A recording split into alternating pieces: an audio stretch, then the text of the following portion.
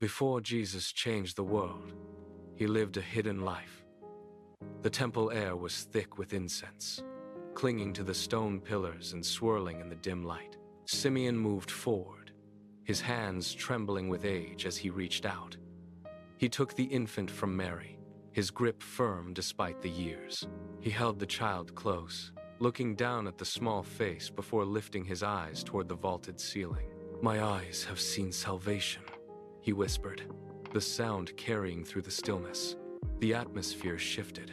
His gaze dropped to Mary, his expression hardening. He pointed a thin, shaking finger toward her heart. "A sword will pierce your soul," he said. The words hung in the air, heavy and sharp. Mary pulled back, her knuckles turning white as she gripped her hands together. She stepped away, her breath hitching in the quiet space.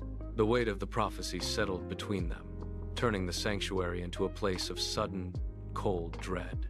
She did not speak, but her eyes remained fixed. Anna stood by the altar, her eyes tracking the exchange between Simeon and the parents.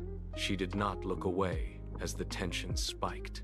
Instead, she turned toward the gathering crowd, her movements sudden and purposeful. She began to wave her hands, drawing the attention of those near the entrance. "The Redeemer is here!" she shouted, her voice cutting through the lingering silence of the temple. The sound echoed against the stone walls. People stopped their movement. Merchants paused in the aisles, and those praying looked up from their knees. A ripple of motion passed through the room as they converged toward the center. They leaned in, their faces tight with curiosity. Whispers started low, then grew into a steady, frantic hum. Anna pointed a steady finger toward the child held in the simple cloth. The crowd pressed forward, jostling for a better view. Some faces showed disbelief. Others mirrored the intensity of the prophetess. The air, once heavy with the weight of Simeon's words, now crackled with the energy of 1,000 questions. The temple was no longer a place of quiet devotion. Far from the temple, in a palace of cold stone and shadow, Herod paced the length of his chamber. The floor was polished marble, reflecting his restless stride. A messenger entered, his head bowed, and knelt on the hard surface. "A new king is born," the man said, his voice barely audible in the vast room. Herod stopped mid-step. The silence stretched, brittle and sharp. He turned, his face tightening into a mask of sudden, jagged fury. He swung his boot, catching a heavy table and sending it skidding across the stone. A silver goblet tumbled from the surface, clattering loudly as it rolled into the darkness. Herod did not look at it. He reached out, his knuckles white as he gripped the hilt of his sword, the metal biting into his palm. He leaned over the kneeling messenger. "Find him," he commanded, the words dropping like stones. "Search every house. Leave no child alive." The messenger scrambled to his feet and retreated. Herod stood alone, his hands still locked on his weapon, listening to the sound of guards running. The night air was still when Joseph sat upright, his eyes wide in the dark. He reached across, gripping Mary's shoulder and shaking her awake. She stirred, her breath catching as he pressed a finger to his lips. "We must leave," he whispered, his voice low and urgent. He moved to the corner of the room, grabbing a small, heavy satchel. They slipped through the back door, stepping out into the biting chill of the desert night. The sand was loose and cold under their feet.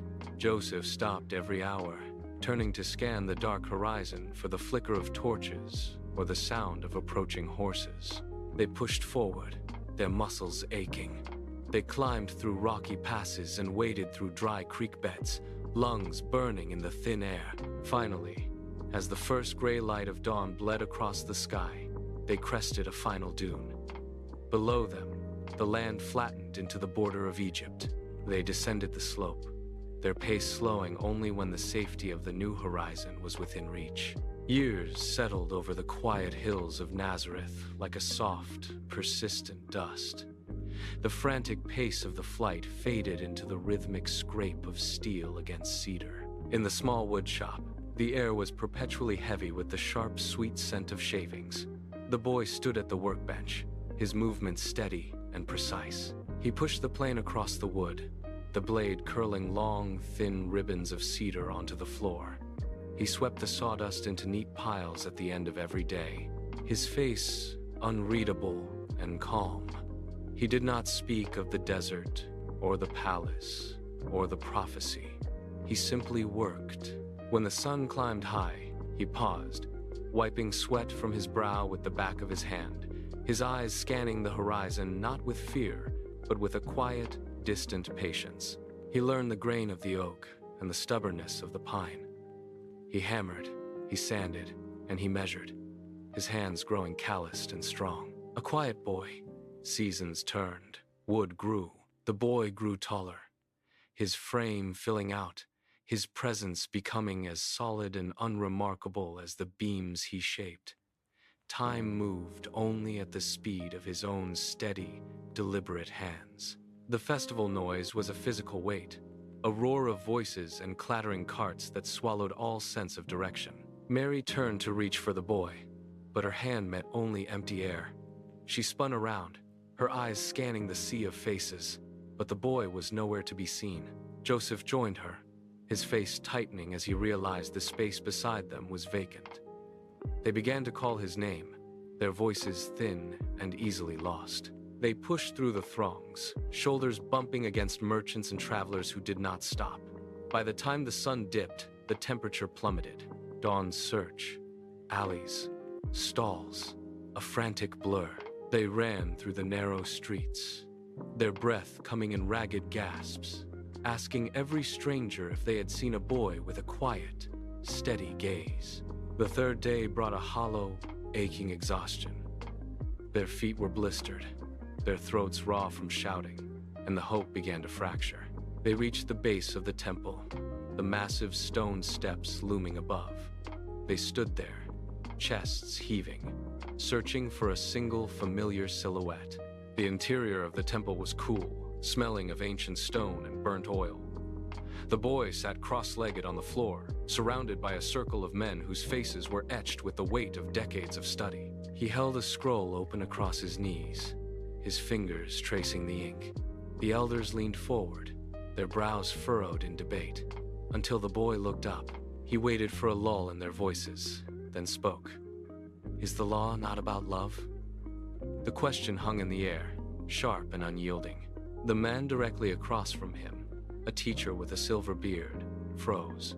His hand, poised to write, trembled. Stylus clattered, echoing chamber. The other men shifted, their shoulders hunching as if struck by an invisible force.